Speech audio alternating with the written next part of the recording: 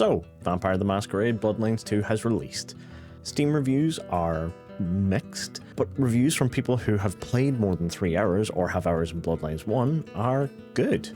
But there's an unusual trend in these reviews that I want to look at, to see what some of these Steam reviews from actual certified gamers and what kind of BS they've made up.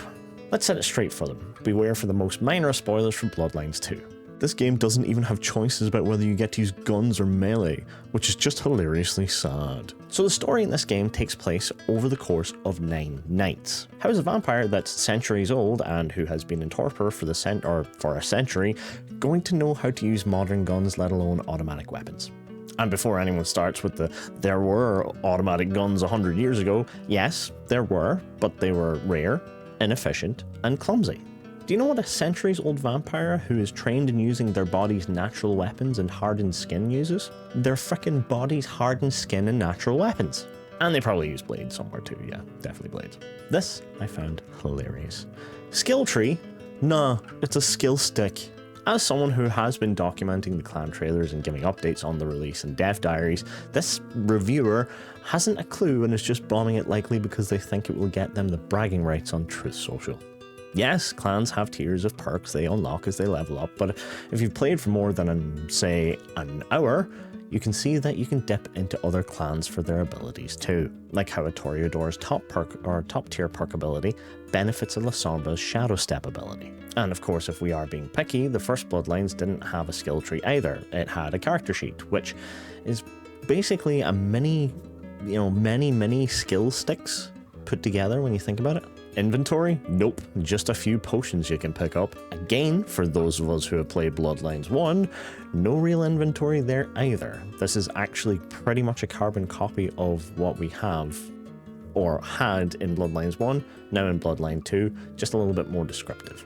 After playing this game for about 3 hours, I decided to refund it as I felt deeply misled. My Brother in Christ, 28 dev diaries, expanding on each of the aspects of the game, trailers breaking down the aspects of the game, and of course, live streams and early reviews that outlined what the game was like. And you think you were misled. And this bit here, this tickled my taint. The game lacks the core mechanics of the original. And then they point out something that wasn't in the original. Also, this bit, no weapons? Very first dev diary, under the header, feel like a vampire. I'm not going to read the full paragraph, I'm just going to read this bit. We want to give you the tools to do that in combat, conversations, or traveling across the city. When they come together, you should be immersed in the feeling of being a vampire. Buddy, if it's a school shooter sim that you wanted, this clearly wasn't it. You were playing as an elder vampire in a vampire game about the power struggles of vampires. How did you not get this? The story is... I don't even know what it is yet. Now I want to let you in on a little bit of the way I enjoy games. I care about a good story, and this shows because I have been saying for years, even pre-Edge Runner's era, or revival, that Cyberpunk 27 was one of the greatest stories I've ever encountered. The glitches, the issues, they meant nothing to me. I needed more of that immersion and that experience, that story. Same with Mass Effect, by the way. And people who say that Mass Effect is without flaw, the first game was janky as hell, and you know it. But that story, those characters, the universe they created, perfection. So yeah, back to this review. How could you possibly understand how good the story is from your...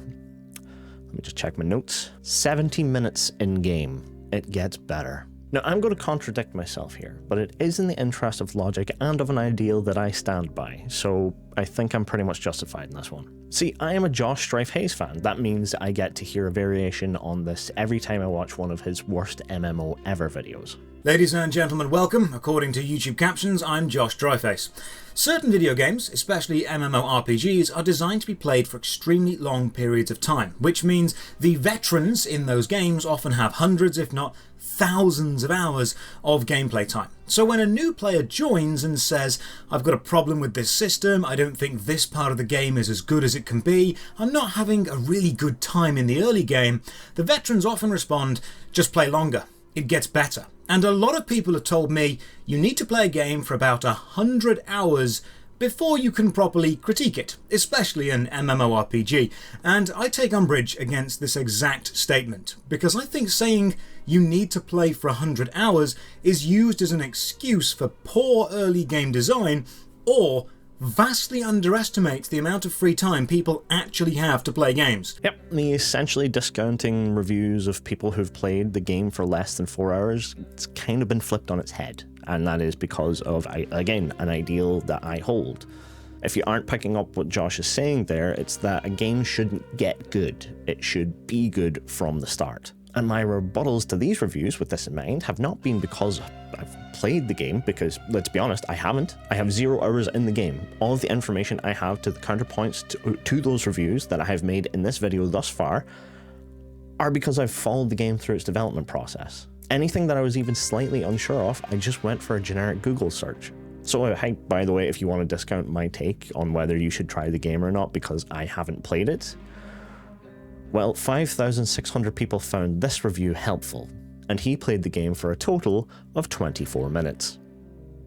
The intro cinematic itself, by the way, is 1.5 minutes long, but I take issue not with whether a game is good from the beginning, but the fact that these are people who base the entirety of a storyline, voice acting, gameplay, and character abilities on what they've been able to unlock within the refund window. And that puts that type of reviewer into 2 possible categories. 1, they focus on the character movement, controls, and gameplay, having skipped all of the dialogue or story and focused on what they could do. Or 2, they spent too much time focusing on the dialogue and story and what they were limited to do in the first 2 to 3 hours of the game. Either way, not someone whose review you should rely on or information you should rely on when deciding to buy a game. And sadly, the way that Steam works, these have just muddied the waters from the pause reviews, of which there are many. To close out here, I'm not telling you to sell your firstborn because you need to play this game now. That would be stupid. I haven't played it yet, so what would I know?